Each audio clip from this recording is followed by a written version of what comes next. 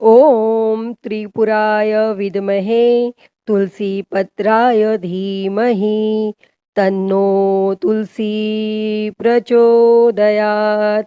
हे मेरे प्रिय भक्तों, तुलसी माता के इस गायत्री मंत्र का जाप करने से मन शांत होता है तथा मन में सेवा भाव का संचार होता है और इस मंत्र का ध्यान करने से गृह कलेश आदि बाधाओं से मुक्ति मिलती है। प्रिय भक्तगणों, आइए सुनते हैं योगिनी एकादशी द्वादशी पारण के दिन तुलसी माता की कथा। जो कोई भी भक्त सच्ची श्रद्धा के साथ एकादशी का व्रत करते हैं और भगवान विष्णु का पूजन करते हैं, माता लक्ष्मी का पूजन करते हैं, माता तुलसी का पूजन करते हैं, शालिग्राम भगवान का पूजन करते हैं तो उनके सभी प्रकार के पापों का नाश होता है। भगवान विष्णु को जो कि तुलसी अति प्रिय है और इसीलिए जो भी भक्त प्रत्येक दिन तुलसी माता का पूजन करते हैं, तुलसी स्तोत्र आदि का पाठ करते हैं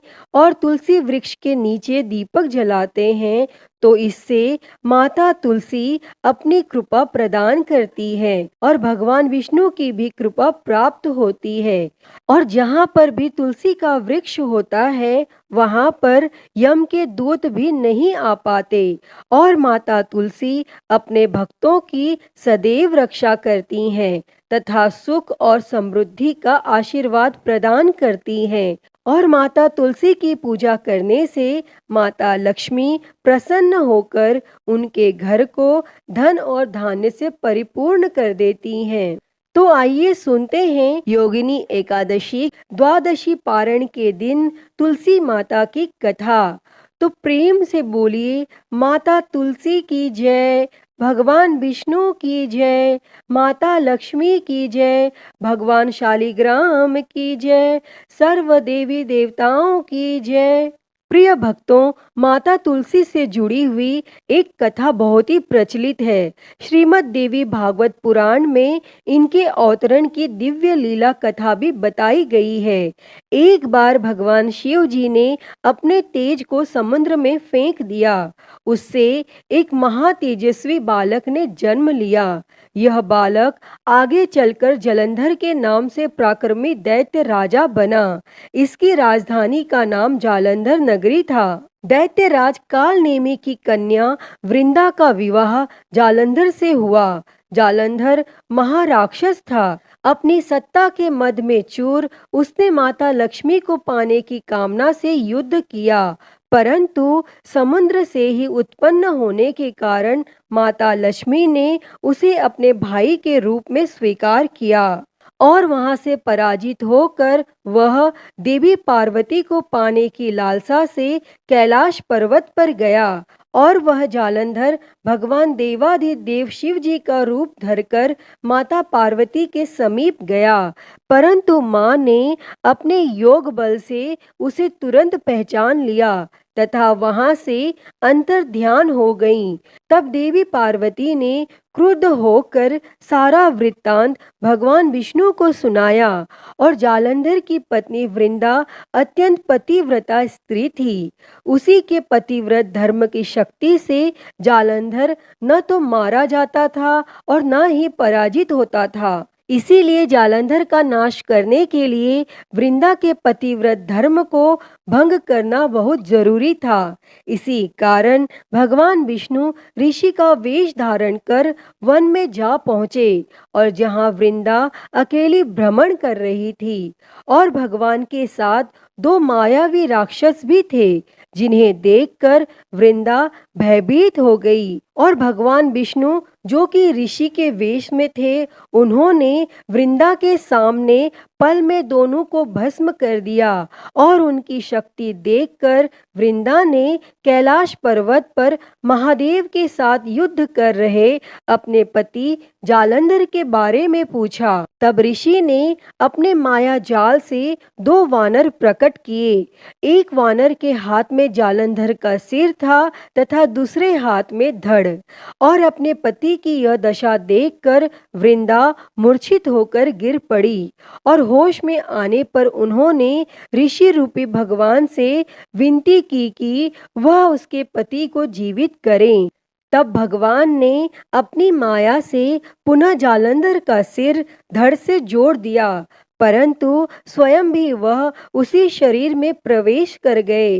वृंदा को इस छल का जरा आभास न हुआ। जालंधर बने भगवान के साथ वृंदा पतिव्रता का व्यवहार करने लगी, जिससे उसका सतीत्व भंग हो गया और ऐसा होते ही वृंदा का पति जालंधर युद्ध में हार गया।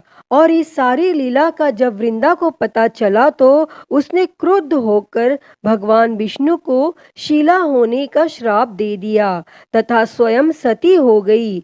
जहाँ वृंदा भस्म हुई वहाँ तुलसी का पौधा उगा और भगवान विष्णु ने वृंदा से कहा, हे वृंदा, तुम अपने सतीत्व के कारण मुझे लक्ष्मी से भी अधिक प्रिय हो गई हो। अब तुम तुलसी के रूप में सदा मेरे साथ रहोगी और जो कोई भी मनुष्य मेरे शालिग्राम रूप के साथ तुलसी का विवाह करेगा उसे इस लोक और परलोक में विपुल यश प्राप्त होगा। प्रिय भक्तों, जिस घर में तुलसी होती है वहाँ यम के दूत भी असमय नहीं जा सकते। गंगा व नर्मदा के जल में स्नान तथा तुलसी का पूजन बराबर माना जाता है। चाहे मनुष्य कितना भी पापी क्यों न हो, मृत्यु के समय उसके प्राण मंजरी रहित तुलसी और गंगा जल मुख में रखकर निकल जाते हैं। वह पापों से मुक्त होकर बैकुंठ धाम को प्राप्त होता है। जो मनुष्य तुलसी व आंवलों की छाया में अपने पितरों का श्राद्ध करते हैं उसके पितर मोक्ष को प्राप्त होते हैं। भक्तों, उसी दैत्य जालंधर की यह भूमि जलंधर नाम से विख्यात है और सती वृंदा का मंदिर मोहल्ला कोट किशनचंद में स्थित है। कहते हैं इस स्थान पर एक प्राचीन गुफा थी जो सीधी हरिद्वार तक जाती थी।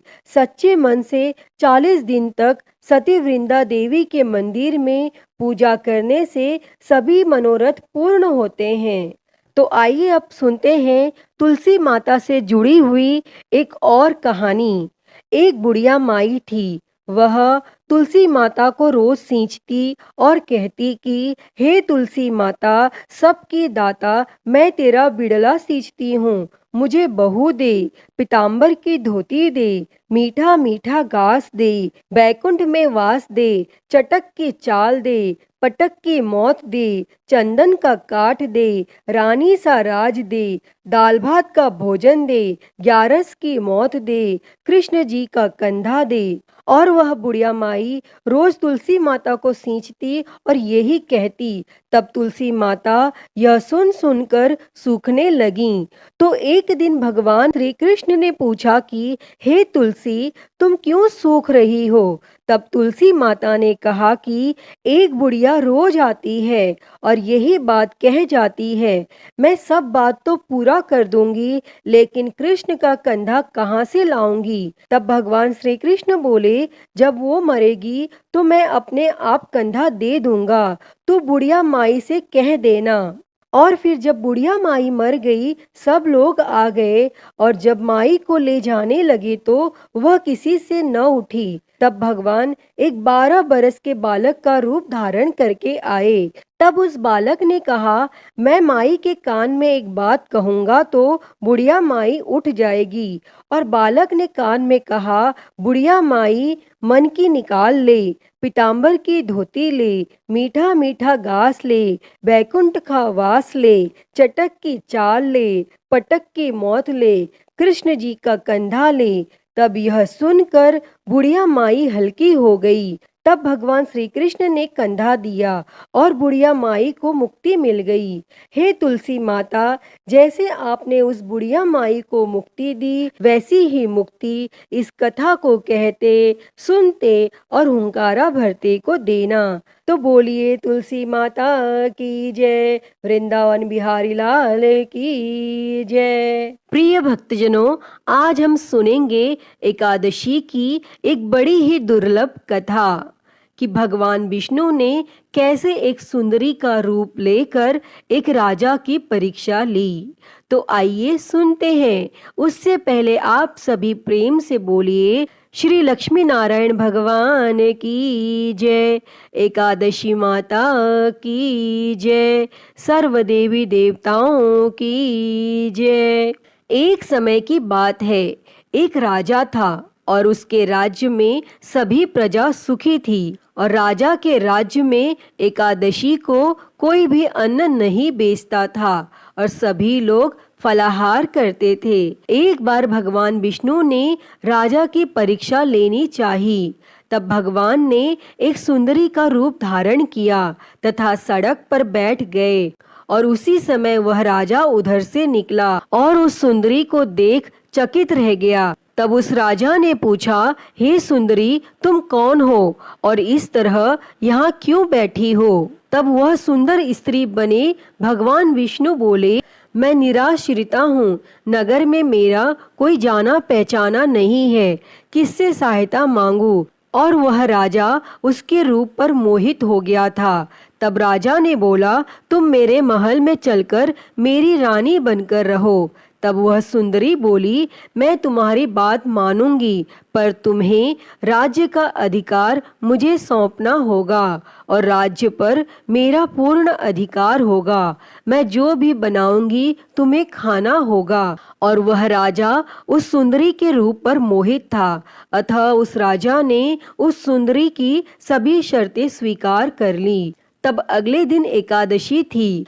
तब उस सुंदरी ने हुक्म दिया कि बाजारों में अन्य दिनों की तरह अन्न बेचा जाए और उसने घर में मांस मछली आदि पकवाए तथा परोस कर राजा से खाने के लिए कहा। और यह देखकर वह राजा उस सुंदरी से बोला, रानी, आज एकादशी है, मैं तो केवल फलाहार ही करूँगा।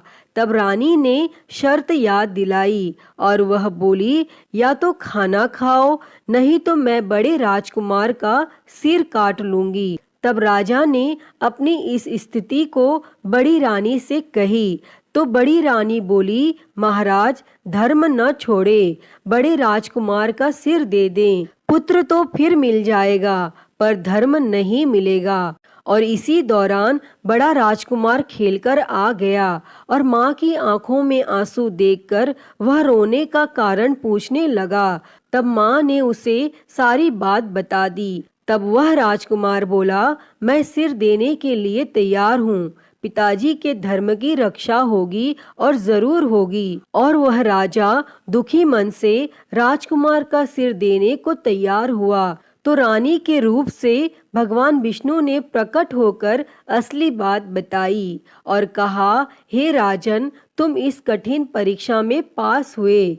और भगवान विष्णु ने प्रसन्न मन से राजा से वर मांगने को कहा। तो वह राजा बोला, आपका दिया सब कुछ है, हमारा उद्धार करें। और उसी समय वहां एक विमान उतरा और राजा ने अपना राज्य पुत्र को सौंप दिया और विमान में बैठकर परम धाम को चला गया। हे भगवान जी, जैसी कृपा आपने राजा पे की, वैसी ही कृपा इस कहानी को कहते, सुनते और हुंकारा भरते सब पर करना, सभी के मनोरथ को पूर्ण करना। तो सभी प्रेम से बोलिए श्री लक्ष्मी नारायण भगवान की जय, एकादशी माता की जय।